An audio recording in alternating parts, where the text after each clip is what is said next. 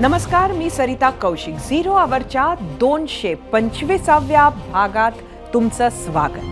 अधिवेशन विधानसभेचं असो की लोकसभेचं, तिथे सत्ताधारी विरुद्ध विरोधक हा सामना ठरलेलाच असतो. याच सामन्यात कधी सत्ताधाऱ्यांची उत्तरं वरचढ ठरतात तर कधी विरोधकांचे तिखट प्रश्न. आताही राज्याच्या पावसाळी अधिवेशनात हाच सामना दिसतोय. विरोधक रोज एक नवा मुद्दा घेऊन येतायत, सत्ताधारी त्यावर उत्तर देत आहेत. आज विरोधकांच्या निशाण्यावर होता अर्थमंत्री अजित पवारांनी सादर केलेला अर्थसंकल्प आणि त्यातली लाडकी बहीण योजना आणि त्याची अर्जपत्रिका. नुकतीच जाहीर झालेल्या लाडकी बहीण योजनेबद्दल आम्ही तुम्हाला आधीही सांगितलं आहे. मध्य प्रदेशात तत्कालीन मुख्यमंत्री शिवराज सिंह चौहान यांनी जी लाडली बहना योजना आणली त्याचा थेट परिणाम तिथे भाजपला प्रचंड बहुमत मिळण्यात झाला असे मानले जाते. अवघ्या 4 महिन्यावर आलेल्या महाराष्ट्राच्या निवडणुकांमध्ये हाच फायदा होण्यासाठी म्हणून आता महाराष्ट्र सरकारनं हीच योजना राज्यात घोषित केल्याचे मानले जाते. सत्तेची किल्ली म्हणून जर एखाद्या योजनेकडे बघितल्या जात असेल तर मग राजकारण दूर असू शकत नाही. सत्ताधारी त्याचा फायदा उचलायचा प्रयत्न करत असतानाच विरोधक मात्र तो त्यांना कसा मिळू नये यासाठी तत्परता दाखवणारच. आणि तेच आज विधिमंडळात बघायला मिळाले. आज विरोधकांनी योजनेचा लाभ घेण्यासाठीच्या अर्जपत्रिकांवरून आरोप केलेत. त्याचं झालं असं की लाडकी बहीण अर्जावर 5 नेत्यांचे फोटो आहेत. अर्जाच्या वरच्या भागात 2 कोपऱ्यात 2 फोटो आहेत, पंतप्रधान नरेंद्र मोदी आणि मुख्यमंत्री एकनाथ शिंदेचे. तर अर्जपत्रिकेच्या खालच्या भागात आहेत अजून 3 फोटो, उपमुख्यमंत्री देवेंद्र फडणवीस, दुसरे उपमुख्यमंत्री अजित पवार आणि महिला बाल विकास मंत्री अदिती तटकरे. बस नेमके हेच 5 फोटो विरोधकांना खटकले आणि आरोप सुरू झाले. पाहूयात. लाडकी बहिणीच्या फॉर्मवर कितीही फोटो लावा, युरियाच्या बॅगवर फोटो लावलेत आणि युरियाच्या बॅगवर फोटो लावल्यामुळे शेतकऱ्यांनी कशी जिरवली हे महाराष्ट्रातील महायुती विसरू शकत नाही. पुन्हा अधिक फोटो लावाल तर तुमची अधिक जिरवतील. त्यामुळे त्या फोटोच्या भानगडीत पडू नका. आमचा त्यांना सल्ला आहे, नाही तर तुमच्या फोटोवरच काय राग काढतील. कारण ते चेहरे आता लोकांना नको आहेत. हे चेहरे पाहिले की लोकांचा संताप होते. यांनी कोविडमध्ये स्वतःचे फोटो सोडले नाही, त्याच्यामुळे हे फोटो कुठेही लावतील, पण फक्त सगळ्यांचे लावणार का नाही हा एक मोठा प्रश्न या सरकारमध्ये झालाय. कारण का 3 पक्षाचं हे ट्रिपल इंजिनचं सरकार, कधी डबल इंजिनचं सरकार, नक्की किती इंजिनचं सरकार हे कळत नाही. आणि कुणाचे फोटो घेऊन कोण काय क्रेडिट घेत आहे हे रोज आपल्याला त्यांच्या बॅनर वॉरमध्ये, महायुतीच ना, त्या महायुतीच्या बॅनर वॉरमधूनच आपल्याला कळतं. अर्जावरती मोदींजींची, मुख्यमंत्र्यांची, उपमुख्यमंत्र्यांची, मंत्र्यांची, सर्वांची फोटो घालण्यात आलेत. निवडणूक डोळ्यासमोर घेऊन मतांची गोळाबेरीज करण्यासाठी हा केविलवाना खटाटोप या राज्य सरकारचं चाललं आहे. निवडणुकीत मत मिळवण्यासाठीच सरकारनं अर्जावर फोटो लावल्याचा आरोप विरोधकांनी केलाय आणि या आरोपांवरच होता आमचा पहिला प्रश्न. तो प्रश्न पाहण्यासाठी जाऊया आपल्या पोल सेंटरवर. आजचा पहिला प्रश्न बघूया.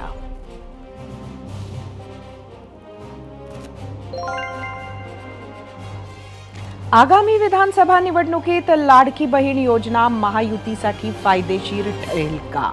तुम्हाला सांगायचं होतं होय किंवा नाही.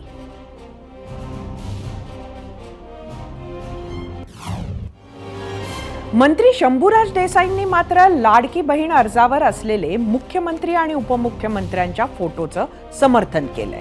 तसंच विरोधकांवर देखील टीका केली आहे. पाहूयात. योजना राज्य सरकारची आहे. मग राज्य सरकारची योजना असेल तर हे 3 जण राज्य सरकारचे प्रमुख आहेत, मुख्यमंत्री, दोन्ही उपमुख्यमंत्री. आणि कुठेही आपण बघतो, जिथं जिथं डिस्प्ले आपण एखादी गोष्ट करतो, जिथं एखादी योजना आपण लोकांच्या समोर घेऊन जातो, ती सरकारनं आणलेली आहे म्हणून सरकारच्या प्रमुखांचा त्या ठिकाणी नामोल्लेख किंवा छायाचित्र जरूर असतं. आणि याच्यावर माननीय पंतप्रधान महोदय आहेत, ज्यांच्या नेतृत्वाखाली अशा पद्धतीच्या चांगल्या योजना चालल्या आहेत. त्याच्यावर सुद्धा जर विरोधक टीका करत असतील की तुमचाच फोटो का लावला, तर आज सरकार आमचं आहे. सरकार लोकांच्यासाठी, सामान्य जनतेसाठी, सामान्य नागरिकांसाठी अशा चांगल्या योजना आणतंय, त्याच्यावर विरोधकांनी टीका करणं योग्य नाही. खरं तर एखादी योजना आणली, एखादा प्रोजेक्ट आणला, एखादे काम केले की नेते त्याचं भांडवल करणारच. पण लाडकी बहीण योजना साधीसुधी नाही, तिच्यात सत्ता आणण्याची ताकद आहे हे मध्य प्रदेशात दिसल्यामुळे विरोधकही धास्तावलेले असणारच. पण खरी गंमत तर आम्ही तुम्हाला आता दाखवतोय.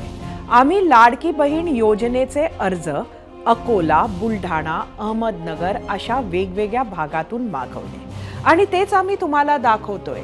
हे आहे लाडकी बहीण योजनेची ही अर्जपत्रिका. पण ह्या तिन्ही ठिकाणाहून आलेल्या अर्जपत्रिकांवर कोणाचाच, कुठल्याच नेत्याचा फोटो नाही. आता हे गौड बंगाल नक्की काय आहे हे शोधण्याचा आम्ही प्रयत्न करतोय आणि ती माहिती आल्यावर तुमच्यापर्यंत आम्ही ती आणूच. पण सरकारनं जे अर्ज फोटोसह पाठवलेत ते जिल्ह्यांमध्ये विना फोटो कसे झाले हे रहस्यच म्हणावं लागेल.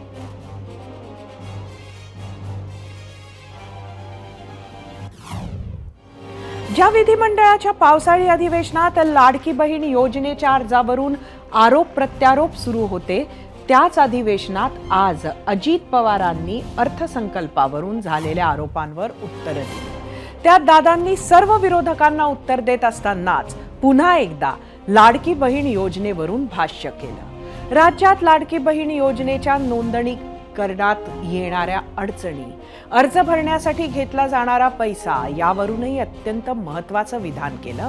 ते आधी पाहूयात.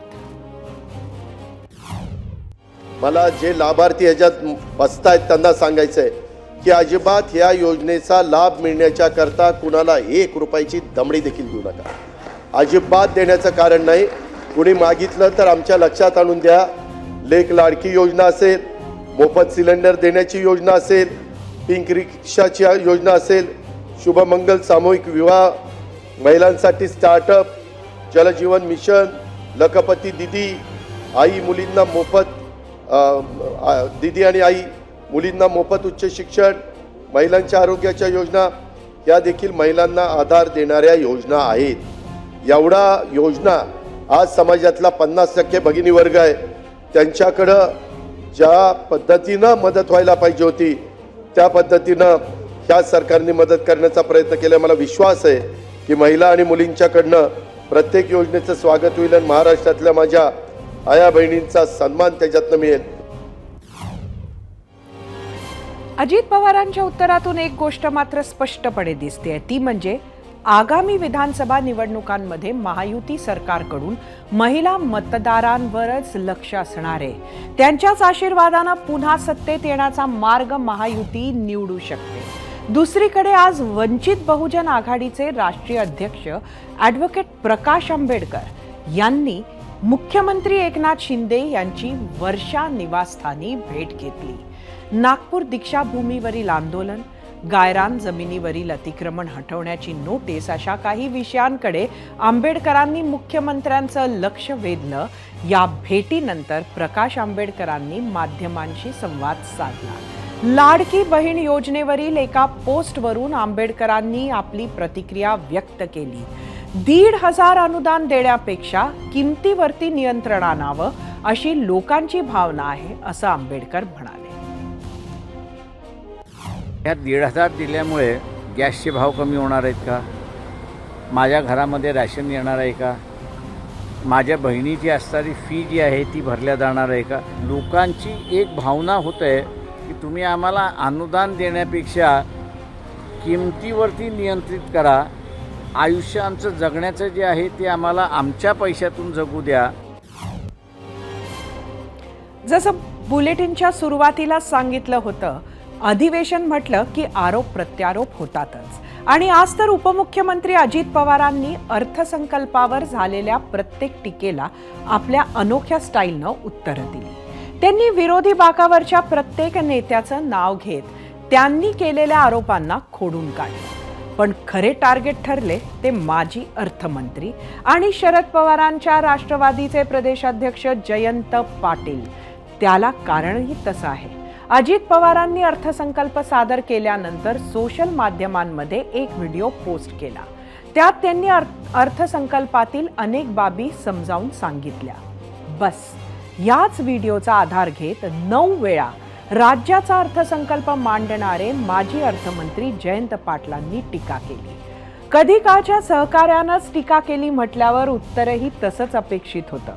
अजित पवारांनी उत्तर देत असतानाच आपण 10व्यांदा अर्थसंकल्प मांडतोय असं म्हणत जयंत पाटलांना टोला हाणला.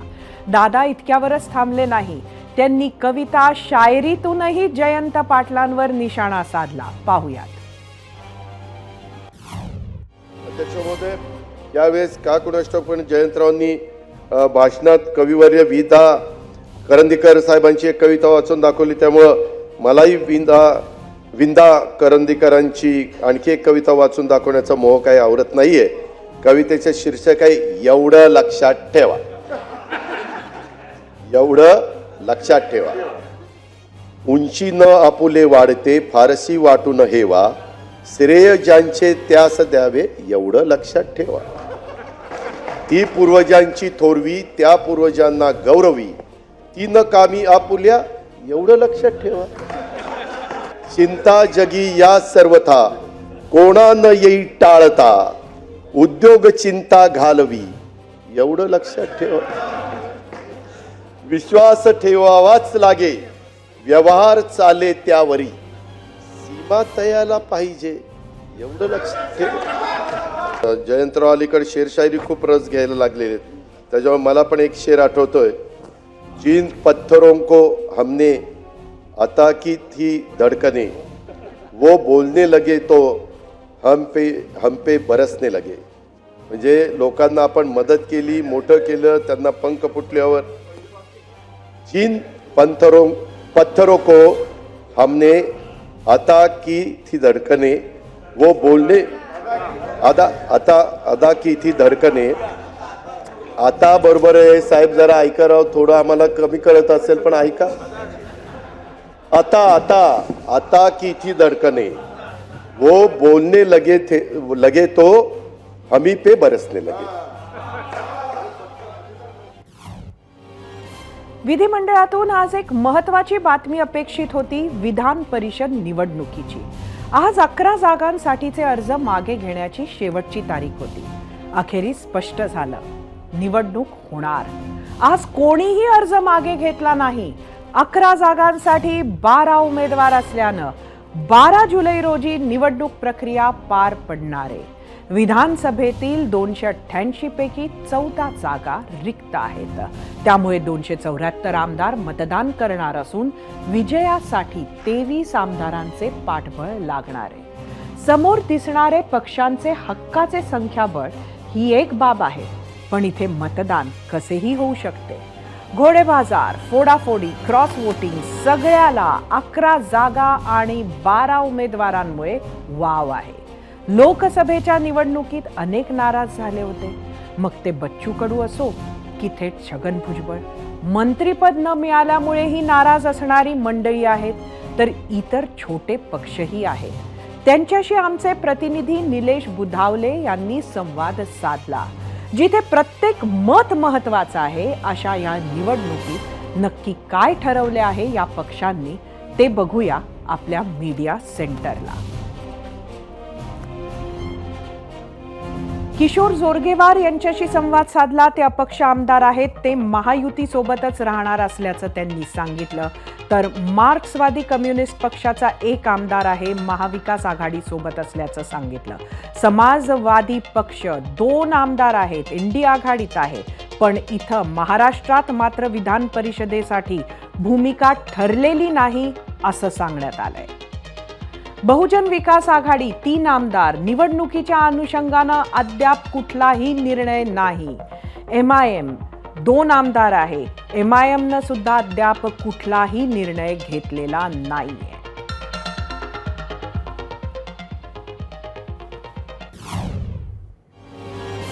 विधान परिषद निवडणुकीत महत्त्वाच्या ठरणाऱ्या छोट्या पक्षांच्या भूमिकांचं थोडक्यात विश्लेषण केलंय आमचे प्रतिनिधी निलेश बुधावले यांनी. आगामी विधान परिषद निवडणुकांमध्ये छोट्या घटक पक्षांची भूमिका अतिशय महत्त्वाची ठरणार आहे। यामध्ये जर प्रामुख्यानं पाहिलं तर समाजवादी पक्ष, MIM आणि बहुजन विकास आघाडी या 3 घटक पक्षांचा प्रामुख्यानं समावेश होतो। कारण या प्रत्येक पक्षाकडे प्रत्येकी 2 आमदार आहेत। हे 6 आमदार कोणाच्या बाजूने मतदान करतात यावरच महाविकास आघाडीचा की महायुतीचा उमेदवार विजयी होणार हे स्पष्ट होताना पाहायला मिळणार आहे। कारण महायुतीच्या वतीनं 9वा उमेदवार देण्यात आला आहे, तर महाविकास आघाडीच्या वतीनं अधिकचा 3रा उमेदवार देण्यात आल्याचं आपल्याला पाहायला मिळत आहे। आता इतक्यांची भूमिका अजूनही गुलदस्त्यात असताना 12वा उमेदवार कोण याची उत्सुकता ताणली गेली आहे। 12वा उमेदवार म्हणजे तोच ज्याचा निवडणुकीत गेम होणार। दरम्यान विधान परिषद निवडणुकीसाठी दिलेले सर्व उमेदवार जिंकतील असा विश्वास महायुती आणि महाविकास आघाडीनं व्यक्त केलाय। पाहूयात। महायुती या निवडणुकीत सर्वच्या सर्व उमेदवार आम्ही जे उभे केलेले आहेत महायुतीचे ते निवडून आणण्याच्या परिस्थितीमध्ये आज आहे। आमचे सर्वच्या सर्व उमेदवार जो काही कोटा दिला जाईल त्या कोट्यापेक्षा जादा मतं घेऊन निवडून येतील। 3 लोक निवडून आमचे येऊ शकतात, एवढं संख्याबळ आमच्याकडे आहे। आमचे सगळे मित्रपक्ष, आमच्याबरोबर असलेले समविचारी पक्ष, या सरकारची पद गेली आहे। आमदार सत्ताधाऱ्यातील घाबरलेले आहेत, त्यांना भीती वाटते की पुढे काय होईल आमचं। मला असं वाटतं तुमचे सगळे निवडून येतात का एवढी खबरदारी तुम्ही घ्या, आमचं आम्ही समर्थ आहोत। विधान परिषदेची ही सर्व धामधूम सुरू असतानाच महाविकास आघाडीचीही आज मुंबईच्या यशवंतराव चव्हाण सेंटर येथे बैठक पार पडली। या बैठकीला उद्धव ठाकरे, आदित्य ठाकरे, संजय राऊत, नाना पटोले, विजय वडेट्टीवार, पृथ्वीराज चव्हाण, शरद पवार, जयंत पाटील, अनिल देशमुख यांच्यासह अनेक महत्त्वाचे नेते उपस्थित होते। 12 जुलै रोजी होणाऱ्या विधान परिषदेच्या निवडणुकीसाठी मतांची जुळवाजुळव करण्याची जबाबदारी महत्त्वाच्या नेत्यांकडे सोपवण्यात आली। तसंच महाविकास आघाडीचे 3 उमेदवार निवडून आणण्यासाठी रणनीती आखली गेली। विधान परिषदेसह महाविकास आघाडीच्या बैठकीत विधानसभा निवडणुकीच्या जागा वाटप संदर्भात प्राथमिक चर्चा पार पडली। याशिवाय महाविकास आघाडीकडून 3 पक्षाच्या प्रमुख पदाधिकाऱ्यांचा मेळावा घेण्यात येणार आहे। तसंच निवडणुकीला सामोरं जाताना कोणत्या मुद्द्यांवर मतदारांसमोर जायचं, जाहीरनामा कसा असेल, कोणते मुद्दे प्रचारात महत्त्वाचे ठरतील यावरही महाविकास आघाडीच्या बैठकीत प्राथमिक चर्चा झाली। या बैठकीवर महाविकास आघाडी नेत्यांनी दिलेल्या प्रतिक्रिया पाहूयात। काही नाही, आता विधानसभेच्या पूर्वतयारीची मीटिंग आहे। एक राज्यभरातून 3 पक्षाचे सगळे प्रमुख बोलावून एक मोठी सभा मुंबईत घ्यायची। ती तारीख अजून फायनल नाही झाली, ते होईल। महायुतीच्या त्या भ्रष्ट सरकारला हद्दपार करणं हाच आमचा महाविकास आघाडीचा एक अजेंडा राहणार आहे आणि त्याचे सगळे मुद्दे प्लॅनिंग सगळे तयार करण्याचं काम सुरू आहे। जनतेचे आभार मानण्यासाठी काय करता येईल त्याच्यावर चर्चा झाली आणि पुढच्या काही दिवसामध्ये मुंबईमध्ये प्रमुख कार्यकर्त्यांना बोलून आपण एकत्र लढणार आहोत आणि तुम्ही एकत्र लढल्यामुळे कार्यकर्ते एकत्र आले, गावागावात एकत्र आले, त्याच्यामुळे आपण 31 जागेवर 30-31 जागेवर पोहोचू शकलो। ही भावना आहे सगळ्यांची आणि ती भावना विधानसभेसाठी अजून एनकरेज करण्यासाठी म्हणून प्रयत्न केले पाहिजे। विधान परिषदेची निवडणूक 12 तारखेला आहे आणि आम्हाला आमचे शेवटी आम्ही नियोजन त्याचं कसं करता येईल या दृष्टीने चर्चा केलेली आहे आणि त्या विधानसभा सुद्धा लवकरच येऊ घातलेल्या आहेत। त्यामुळे विधानसभेच्या दृष्टीनं जे जागा वाटप या सगळ्या गोष्टी आता सुरू होत आहेत। आज काही त्यावर फार चर्चा नाही, परंतु साधारण कधीपासून हे सर्व बैठका करायच्या ह्या सगळ्या चर्चा प्राथमिक चर्चा होत्या। आज सर्व प्राथमिक चर्चा होत्या त्या आज झालेल्या आहेत। आता वेळ झाली आहे आजच्या भागातील पहिल्या प्रश्नाकडे वळण्याची। आम्ही लाडकी बहीण योजनेवर सुरू असलेल्या राजकारणाबाबत प्रश्न विचारला होता। त्या प्रश्नावर तुम्ही काय प्रतिक्रिया दिल्या आहेत त्या पाहण्यासाठी जाऊया आपल्या मीडिया सेंटरवर। आजचा आपला प्रश्न आधी बघूया। आगामी विधानसभा निवडणुकीत लाडकी बहीण योजना महायुतीसाठी फायदेशीर ठरेल का? सोशल मीडियावर आलेल्या प्रतिक्रिया बघूया। एक्स वरून जितेंद्र दवार, योजना चांगली आहे पण पैसा कसा आणि कुठून उपलब्ध करणार हे सुद्धा जनतेला कळले पाहिजे.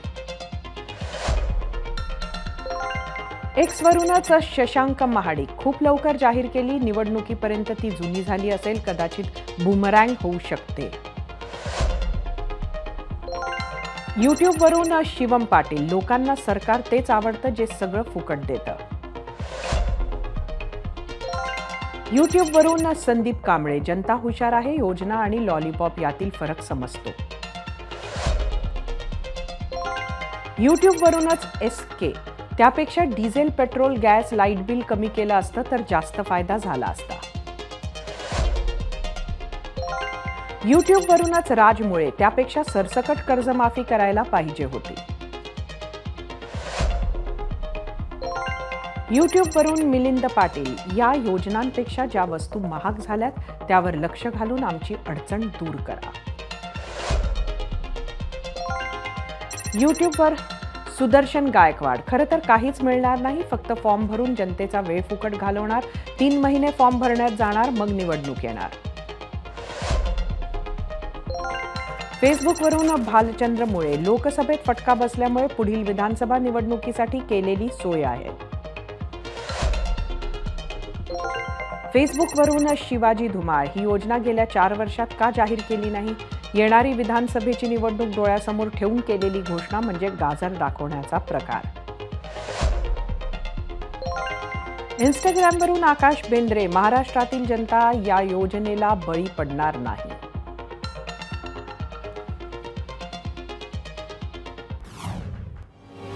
महाराष्ट्राच्या प्रतिक्रिया पाहिल्यानंतर आता या क्षणाची सर्वात मोठी अपडेट थेट परभणी जिल्ह्यातून. इथे आज दुपारपर्यंत लाडकी बहीण योजनेच्या अर्जांवर कोणत्याही नेत्यांचे फोटो नव्हते. मात्र आज दुपारनंतर आलेल्या सगळ्या अर्जांवर पंतप्रधान नरेंद्र मोदी, मुख्यमंत्री एकनाथ शिंदेंसह अर्जपत्रिकेच्या खालच्या भागात आहेत अजून 3 फोटो. उपमुख्यमंत्री देवेंद्र फडणवीस, दुसरे उपमुख्यमंत्री अजित पवार आणि महिला बाल विकास मंत्री अदिती तटकरे, या सगळ्यांचा फोटो आलाय. सगळ्यात महत्त्वाचं म्हणजे त्यावर अपडेट फाईल असाही उल्लेख आहे. त्यामुळे आता या फोटोवरून सुरू झालेला वाद आणखी वाढू शकतो.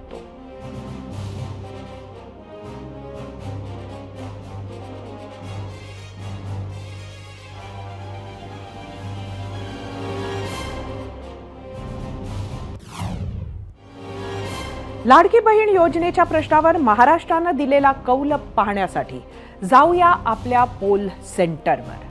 आजचा आपला प्रश्न परत एकदा, आगामी विधानसभा निवडणुकीत लाडकी बहीण योजना महायुतीसाठी फायदेशीर ठरेल का? एकूण 25,000 मतं यूट्यूबवर. 31% होय म्हटलं, 69% नाही. इंस्टाग्रामवर एकूण 3,000 मतं.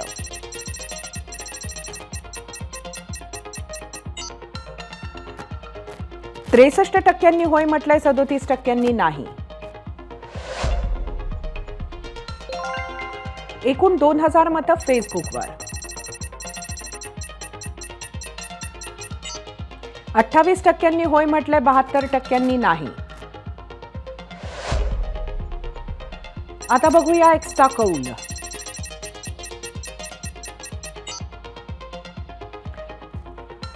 तेहतीस 33% होय म्हटलंय, 67% नाही.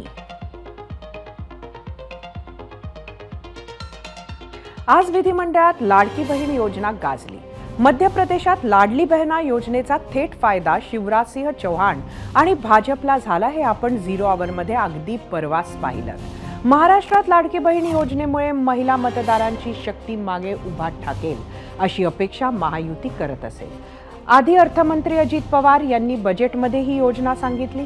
त्यानंतर मुख्यमंत्री एकनाथ शिंदे यांनी योजनेत केलेले महत्त्वाचे बदल सांगितले आणि मग उपमुख्यमंत्री देवेंद्र फडणवीस यांनी या योजनेची सविस्तर माहिती अधिवेशनात दिली. यावरून शिंदे, फडणवीस, पवार सरकारचा भर या योजनेवर असेल हे स्पष्ट होतंय आणि विरोधी पक्षांनी सुद्धा या योजनेवरून आता सरकारवर टीका सुरू केली आहे. कोणी म्हणालं निवडणूक डोळ्यासमोर ठेवून सरकारचा खटाटोप सुरू आहे, तर कोणी म्हणालं अनुदान नको, महागाई कमी करा. निवडणूक प्रचारात ही योजना महत्वाची ठरणार आहे. या योजनेची योग्य प्रकारे अंमलबजावणी झाली आणि ही योजना तळागाळापर्यंत पोहोचवण्यात सरकारला यश आलं तर त्याचा विधानसभेत फायदा होईल असं आत्ताचं तरी चित्र आहे.